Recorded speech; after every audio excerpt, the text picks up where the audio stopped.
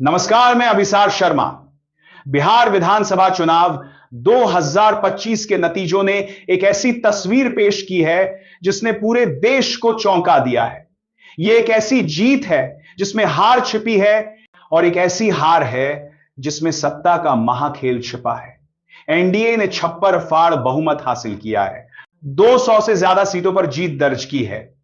लेकिन इस प्रचंड जीत के अंदर जो आंकड़े छिपे हैं वे साफ इशारा कर रहे हैं कि बिहार के 20 साल के किंगमेकर नीतीश कुमार इस बार जीतकर भी हार चुके हैं। दोस्तों, इस वीडियो में मैं आपको पूरी डिटेल्स दूंगा, लेकिन उससे पहले एक छोटी सी रिक्वेस्ट। अगर आपने अभी तक वीडियो को लाइक नहीं किया तो गोदी मीडिया के आलसी एंकरों की तरह ना बने।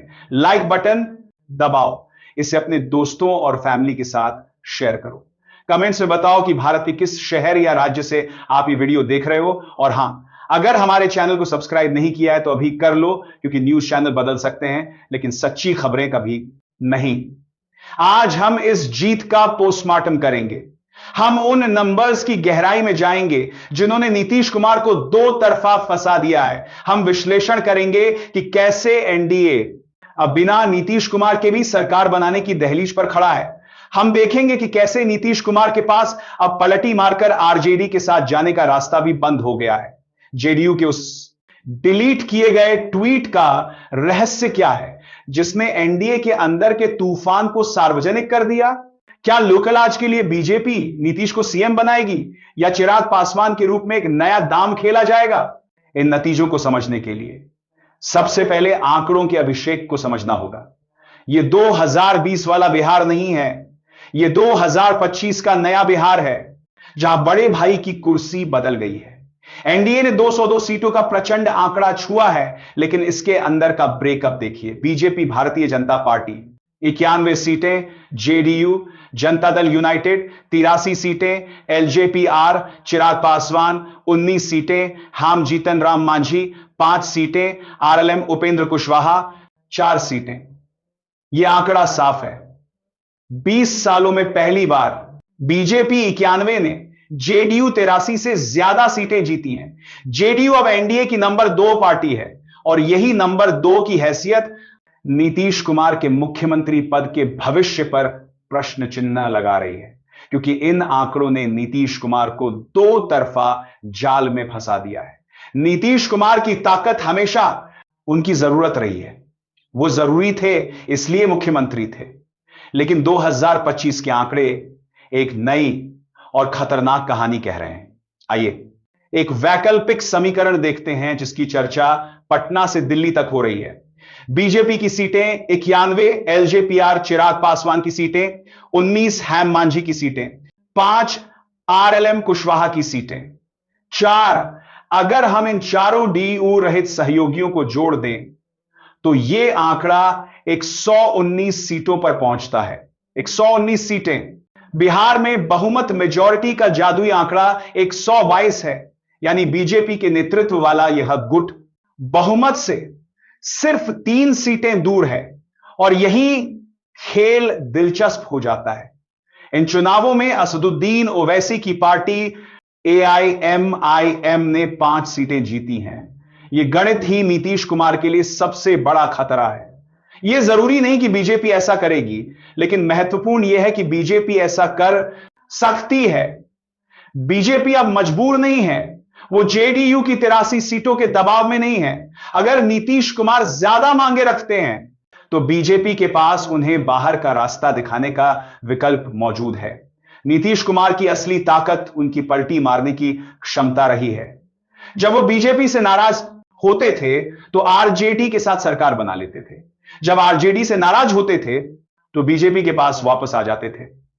लेकिन 2025 के नंबर्स ने उनका यह ब्रह्मास्त्र भी छीन लिया है। आइए देखते हैं कि अगर नीतीश कुमार फिर से पलटी मारने की कोशिश करते हैं तो क्या होता है। जेडीयू नीतीश की सीटें 83, आरजेडी तेजस्वी की सीटें 25, कांग्रेस की सीटें 6, लेफ्ट वार्म दल की सीटें 3। इन सबको मिलाकर भी आंकड़ा 117 पर ही अटक जाता है। 117, यानी बहुमत के जादुई आंकड़े 122 से 5 सीटें कम।